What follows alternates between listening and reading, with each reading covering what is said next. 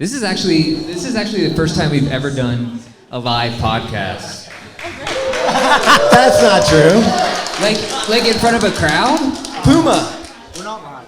Oh, I didn't actually do that one. So Okay, this is Robbie's first time doing a live one. First one. So I'll try to give you guys some attention since you're behind my back. All right. Was that good enough for the rest of the time? All right. Wait, Robbie, not everybody probably knows us here. Yeah. So we're Believe in the Run. We do podcasts, YouTube, all that kind of stuff. It's all kind of running related, but it's a lot of nonsense mostly. Yeah, as you can tell from the first 3 minutes of this podcast. Yeah. If you want to check out this podcast, it's called The Drop by Believe in the Run. Yeah. Available on all this stuff. It's easy you just type in those letters and it'll come up as it does on the internet. So, yeah. The Google machine. Yeah, whatever that is. All right. It just came out recently. So normally we start off like this. Hi, I'm Thomas with Believe in the Run. And this is Robbie with Believe in the Run. And Robbie, who are we here with tonight? So today we're here with Norda, and we're here with Nick and Willa, co-founders of Norda.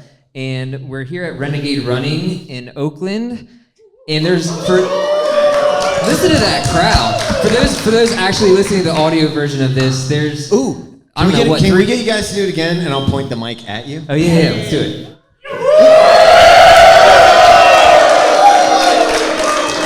All right, you guys are all invited to Robbie's bar mitzvah now. Thank you.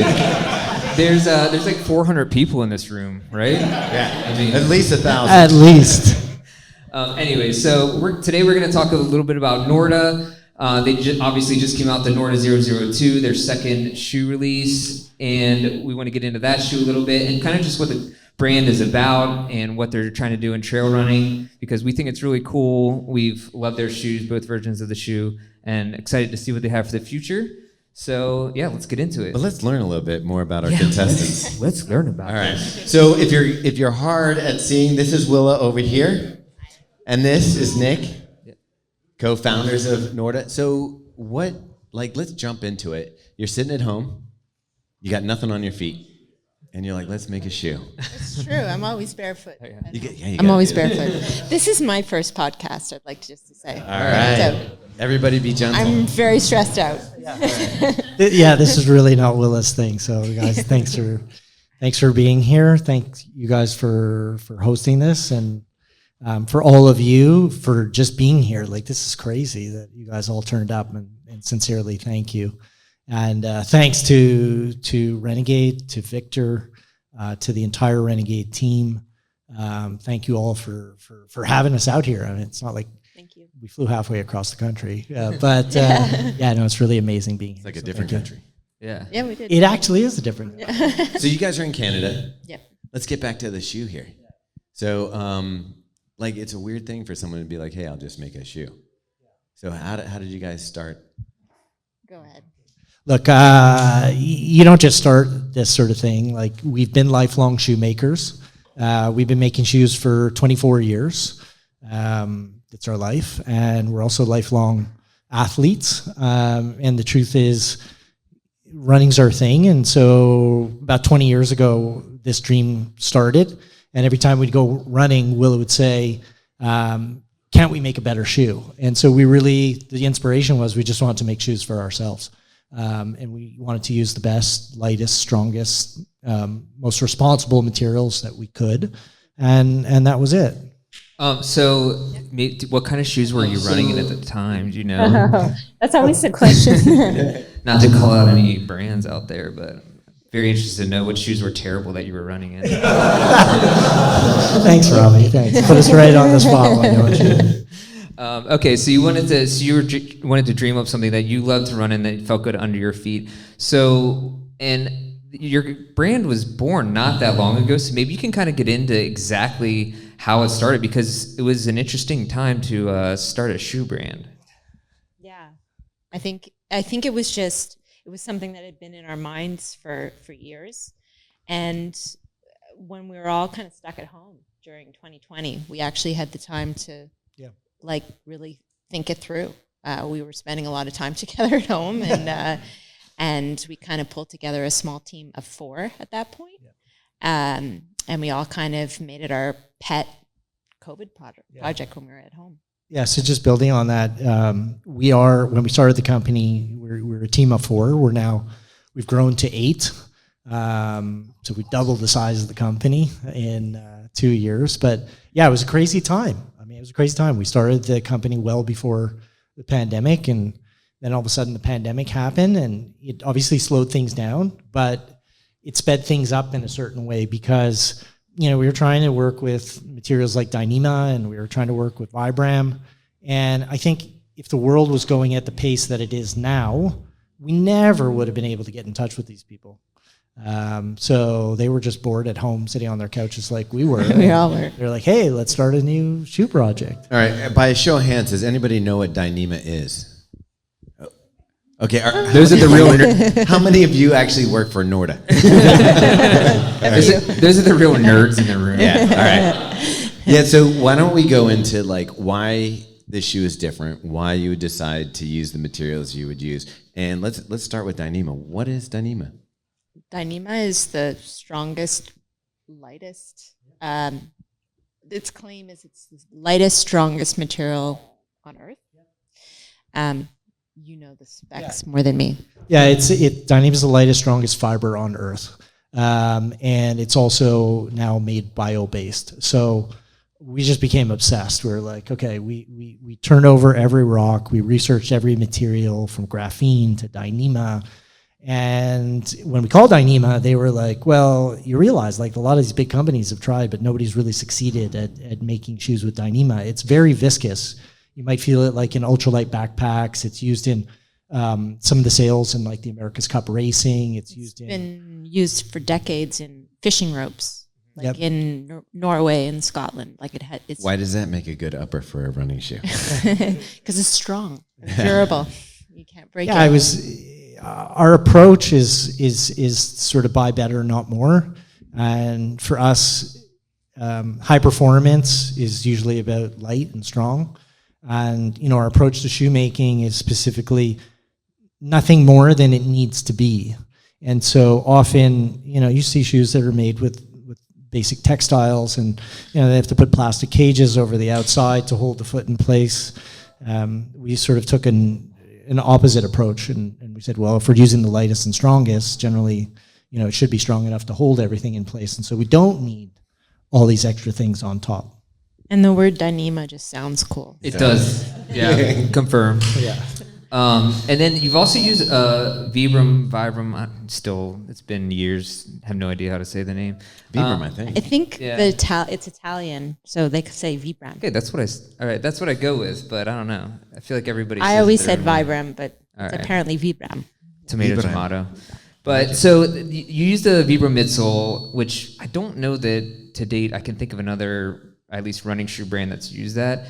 So how'd you end up going with them over, say, just traditional EVA or supercritical foam or something like that? Yeah. You want to speak to that? Sure. You're the guy. So we approached Vibram, and we asked them to co-design. Vibram? Yeah, sorry, excuse me. Vibram. We'd like to correct the record. We asked them to co-design a sole with us, and we were very fortunate. They don't, just do that with anyone. But when we told them that we were working with Dyneema, they said, "Oh yeah, for sure." So that was pretty cool. And the truth is, it made sense. We wanted to build the most premium product, and it made sense to do the outsole and the midsole 100% with them. They just had like these amazing super foams. And the way the sole plate is laminated, it's actually laminated to the midsole. It's a really interesting technique. It's called Litebase. It makes the sole lighter and stronger. And we just felt like it would be awesome if they could just do it 100%. Awesome. Cool. Yeah, and so I feel like I've seen some of your athletes take the shoe way past the life of a lot of trail shoes. The upper doesn't blow out because it's made from Dyneema. The midsole seems to never die. So what's the most you've seen someone put on this shoe? Actually, I think Max has one of the pairs. He's here really? Today. I think they're... Really? Wow. 1,000 miles? When you started in the shoe, Max, did you have any tattoos? Because I don't know if you saw Max out there. This kid's got a gallery. It's nice. Check it out. That's pretty amazing. Yeah, there's a few pairs. There was recently, if you see on our Instagram account, there's an Italian mountaineer guy. He's done close to 1,500 miles. Really? I think he said. He claims he's done Okay. 1,500 miles. Well, they use metric systems, so we can't really trust it's him. hard to. Yeah. Could be KMs. Anecdotally, Nick's he's done. watch on the trail today, we're going, and I'm like, oh, we already hit a mile. He's like, no, that's the first kilometer. That's depressing. Damn it. Okay, awesome. So I kind of wanted to get into a little bit maybe about some of the struggles or just kind of. Are you talking about being married to someone during COVID? And Yeah. starting a shoe company? Yeah, and somehow surviving that. Yeah, what's that like? Yeah, feel free to get into that. Is it tougher than Dyneema? Nice. I like that. But I think a lot of people are interested, how it works with a small brand to start, to launch, some of the struggles that you might have, and just getting through some stuff like that. Yeah, and I'm going to have a follow-up question. Go for it. I don't know. I'll let him try to answer. I guess things work well between you and I generally because Nick tends to be more the operational side of things and I'm more the creative side. So what I do, he doesn't, etc. So Whatever she says. yeah, That's operations right there, people. Yeah. You just saw it in action. We've been married for 20 years, so yeah, whatever she says. we get along pretty well. Yeah. So we're lucky. All right, I'm going to double up here. Okay, go for it. Okay, so when Robbie's asking that question, I'm thinking you've worked with brands like Xenia, and you've worked with brands like Satisfy, CLA. You're hitting with some of these brands that I think are becoming cult favorites and really resonating with runners that aren't maybe really into the mainstream marketing, kind of like that. Yeah. You have to be really into running to know some of these brands. Yeah. And Xenia is even further outside of that. Yeah. How is a brand that's just come out in the last couple of years able to find and partner with these other brands that really add value to and legitimize your shoe?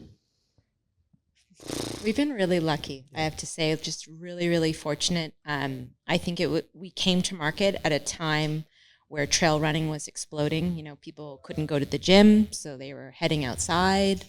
And up until now, all of the collaborations we have done have really been incoming. We haven't had to go looking for them. So that's why I say we were really, really lucky. So they're showing up and being like, hey, dig the shoe. Let's do something. Yep. I like that. Pretty awesome. Yeah. Robbie, have you called them yet? Yeah. He actually talked to me last night. I think they're just going to, my emails are going to spam. But also it is, I guess also want to get into about the struggles kind of what does it take? What are the upfront kind of costs or just things you have to do to get a shoe off the ground?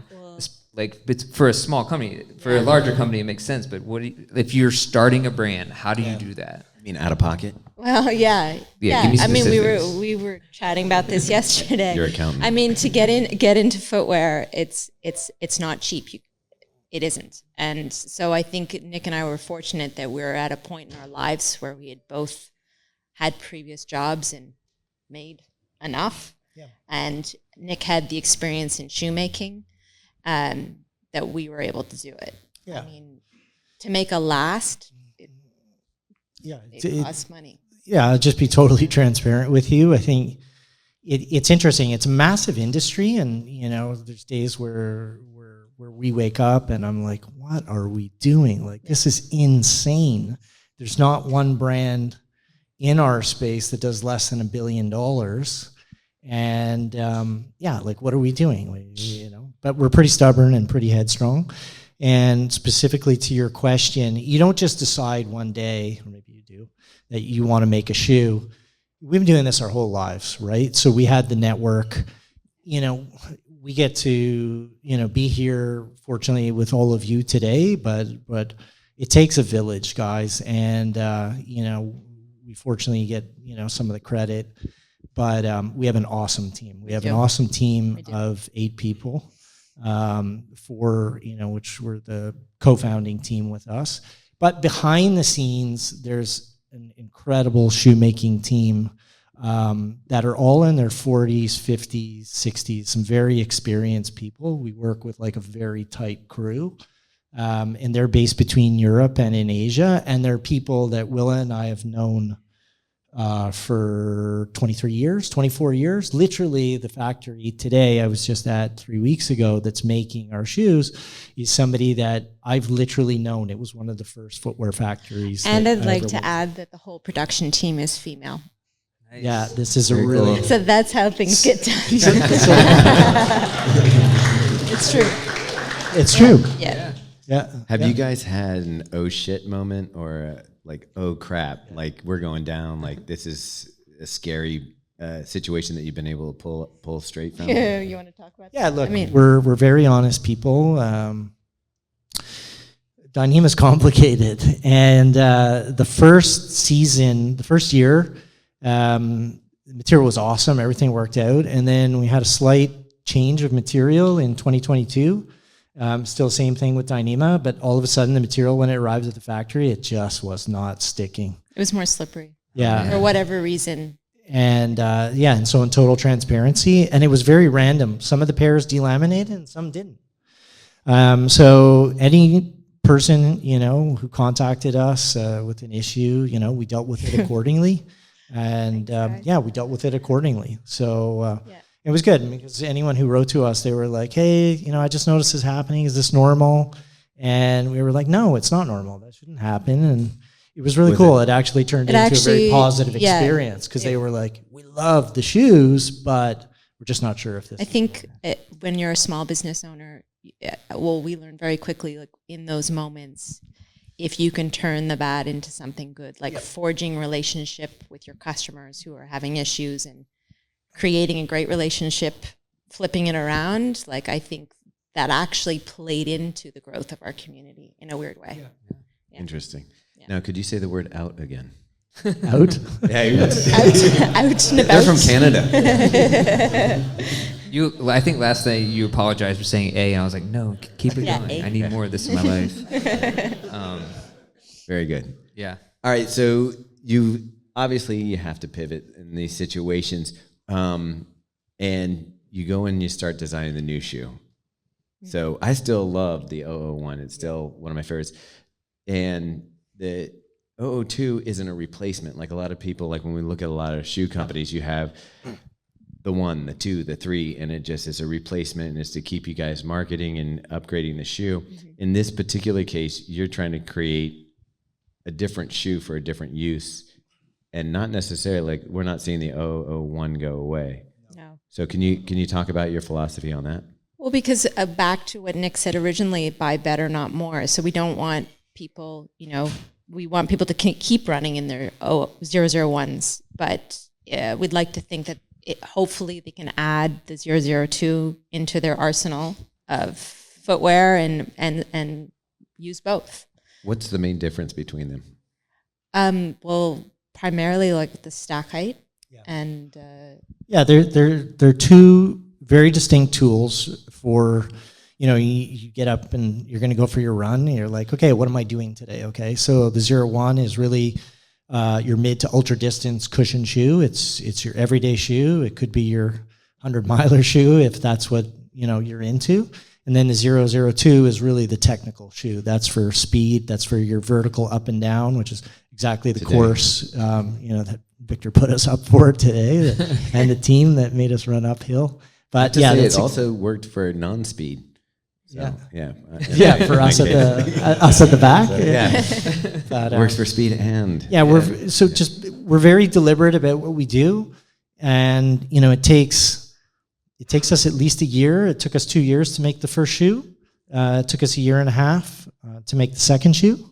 It still has a lot of the same DNA, like the same sole plate, and contour lines are a big design feature in our shoes, from the sole plate to the side of the shoes. So it's a continuation, but for a different purpose. Yeah, everything. So a lot of the sole that's in the shoe is from our partner, Louis. Louis is our design partner, and he and I have worked together for 15 years. And so everything, even if you see in the sole of the shoe, topographical lines are inspired by, we say, the Canadian Shield. You have the outline of the island of Montreal, where we're from, which actually lines the Vibram logo. And if you look at the side of the 002, these 3 topographical lines We can put are ours- actually, you could lay a map over the top, and Louis took the lines of the three of the Monte region hills. So like these are the hills that we run like every week. I feel like so I'm we in put it on Indiana the side, Jones. too. Like if I follow that map, I get to like some sort of treasure. I think that's a Yeah. Nicolas Maybe. Cage thing. Yeah. So, Nick, you were telling me last night that you pick all the colors for the shoes and do most of the design work. Can you explain that to me? Absolutely not. They don't let me. They don't let me anywhere near the colors. No, it's really it's a team effort led by Louis, who designs our product, Gerard, who's our art director, and Willa, and then the team. We all work on it together, but they do not even ask me. Okay, so we're looking color into the advice. future here, and you got to have a roadmap. Yeah, And we've got the 001, we've got the 002. yeah. What's it going to look like by the time we get to 005 Oh, I know. or 007? Because it's already made. It exists. All right, let's talk about it. Yeah. Spill the beans. Hey guys, thanks so much for your patience. I think there's going to be some pretty awesome tacos very shortly, right? Is that code for like we're not going to hear about that? The vision? Do you notice how we just pivoted that I do. conversation? You can always turn a conversation on tacos, Robbie. Yeah, You know that's that. true. Yeah. I've been sitting here this whole time trying to figure out if I like the Modelo flavors, like, or if I It's think got like a Or if you saltiness. do, yeah. I think I prefer the still just straight Modelo with lime. You can't You go know, wrong. I don't. Do any of you guys listen to our podcast? Has anybody heard it? Okay, we got a couple All right, people. there's- There's some. We're not that weird. We have one thing that's always comes up in our podcast. bathroom breaks. Yeah. What happened to you today? We'll talk about it on the podcast. Norda's not ready for this. We'll talk about it on the podcast. I don't feel comfortable. I thought we were talking about the disclosing. 003. Well, you wouldn't tell me about the 005? I wanna go- We're okay. too close in proximity right. to the event. to the tacos. All right, let's go ahead. Let's talk about the future. Well, there is a 003. It's imminent. It's soon. Yeah. This fall. But I'll let you off the hook. Can you give me, so this one, we went with speed and technical. The first one's going long and cushion. Yeah. What are the things that are missing from your line that you would like to fill? Yeah. I would say pre-run, post-run. Yeah. Post run. Yeah. Is that the when you're recovery category? Wait, are we? I'm surprised you haven't gone with like après run. Après run. Yeah, I don't après see- I don't run, even know I how could to say say. that. it's something very approachable. Yeah, It's, okay. when you're approaching something, Yeah. all something right. like that. Okay. Any partners that you were going to see new collaborations with this year? There are a few. Yeah. We have 2 before the end of this year. Very exciting ones, Okay. and one of them is with the 003. So yeah. Anyway, you guys came out, so we got to share some good juicy stuff with you. We've seen the 003. It's going to be very cool. I'll say that much. Yeah. Robbie always gets feedback, probably your sunglasses or because you used to play the bass in a band. Yeah, I think it's just it's like radioactive, like energy that comes off me from now until the end of time. All right, before we wrap this up and let people eat tacos, Yeah. should we get some questions from the audience? Yeah. Yeah, for sure. Let's do for it. sure. Let's All take right. a few Does questions. anybody have a question? Boy. Okay, someone just There we think go. of something. We got someone. Oh, thank you. Can you come up here and Yeah, say you got to say it on the microphone. because no one's gonna believe that unless they hear it. Yeah. Hi, my name's Mo. Mo. Gender pronouns. Yeah, for anyone in the podcast, yeah, welcome. So I just tried on the 001s, and I've sort of barely been into trail running. So this was kind of a surreal experience. But that a bear joke? having believe in the run, and also shout out to Anders too, by the way. Yeah, it was just like, there's a lot of like momentum and energy, and so I think like I almost didn't even think about the shoe, but you guys being in the industry where you guys get so many different reviews, Norda might have happened.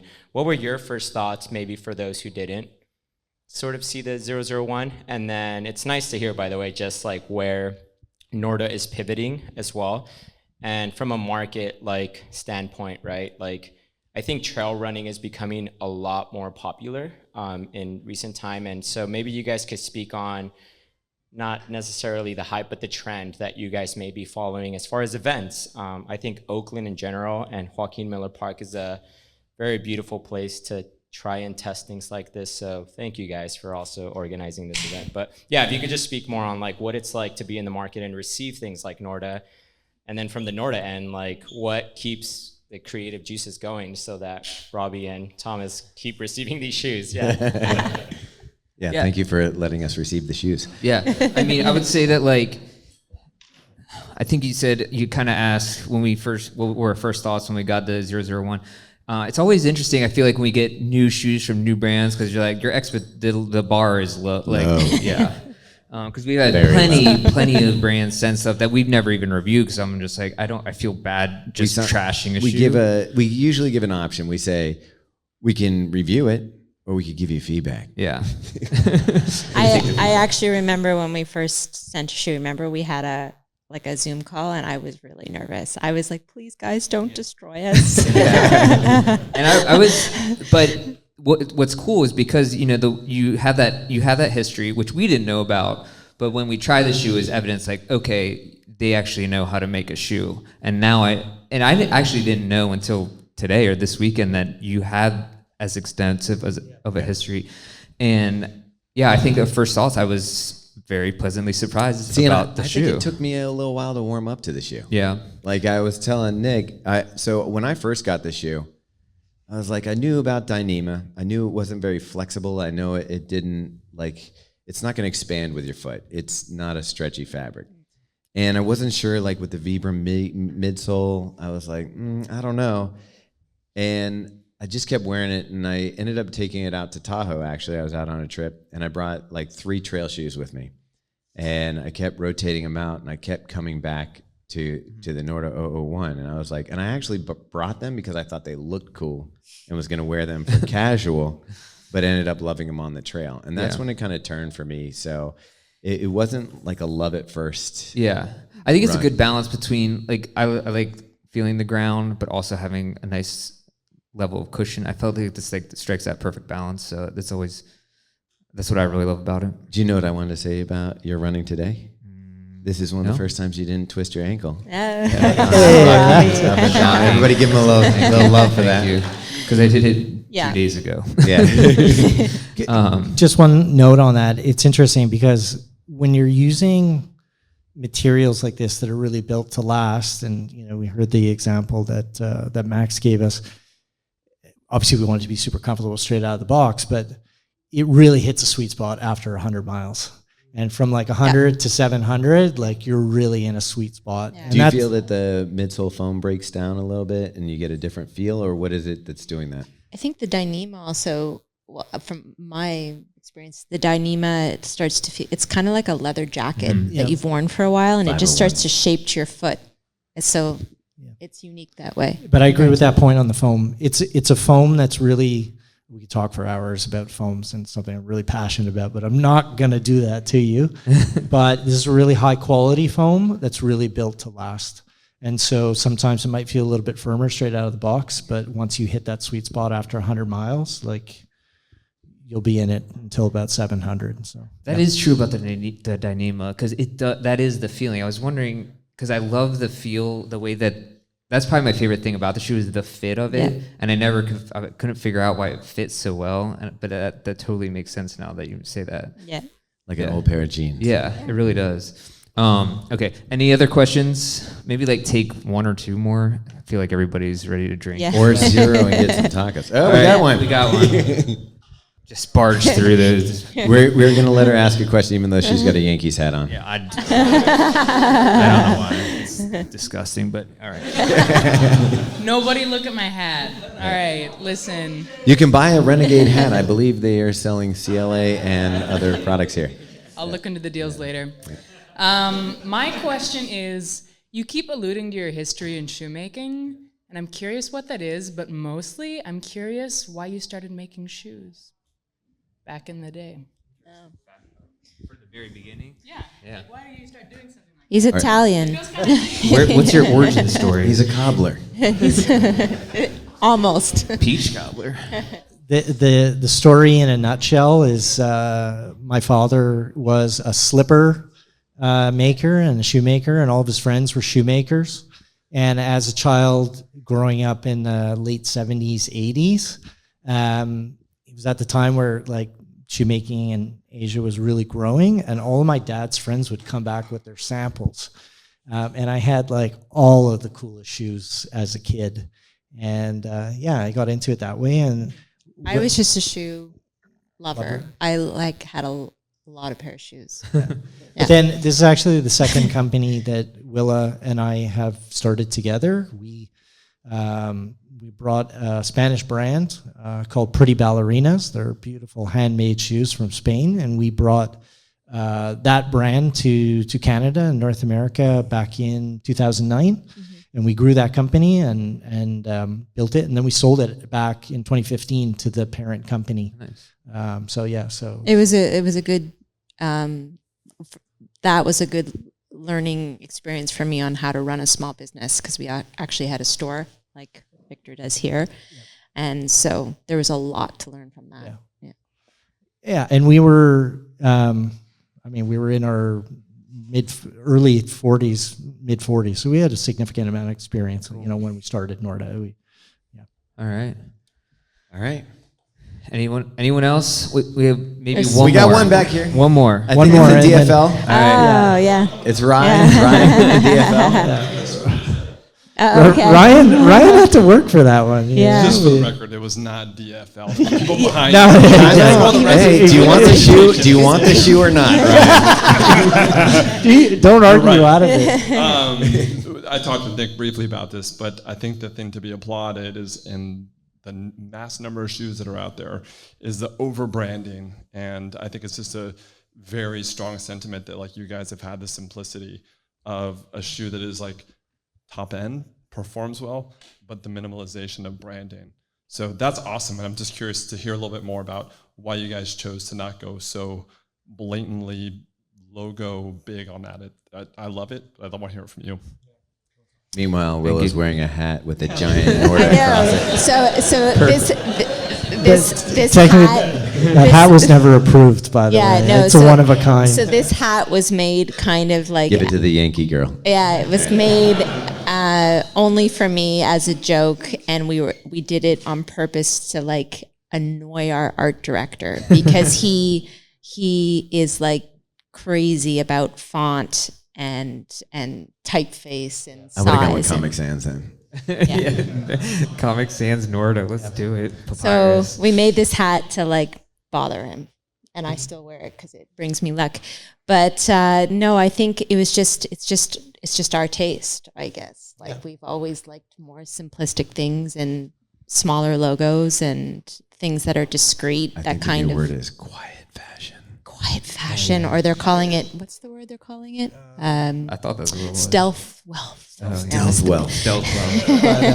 We have this philosophy. If you know, you know, that kind of thing. We have this philosophy when they zig, we zag, and That's true. so a lot of big brands. It's all. If you really look at a lot of the shoes, it's just a massive logo on the side, and we're like, the shoe speaks for itself and its technologies, and there is no logo. It's a totally different approach. Whatever they do, we go the other way. And that's actually kind of when we put out the 002, we were kind of having fun with it too, because we felt everyone was putting out higher and higher stack, and we're like, you know what, we're just go let's lower. Go the opposite way. I like it. Get closer to the ground. Cool. Yeah. All right, let's wrap it up and eat some tacos, people. All right. Thank you so much for doing this podcast. Thank you, everyone, for coming out and listening. Yeah, guys, sincerely, thank you. Thanks for all coming out. That was an awesome run today. Thanks a lot. Thank you, guys. All right, and always remember, Ryan, you did come in last. All right, let's do this. Let's party. All right. Thanks.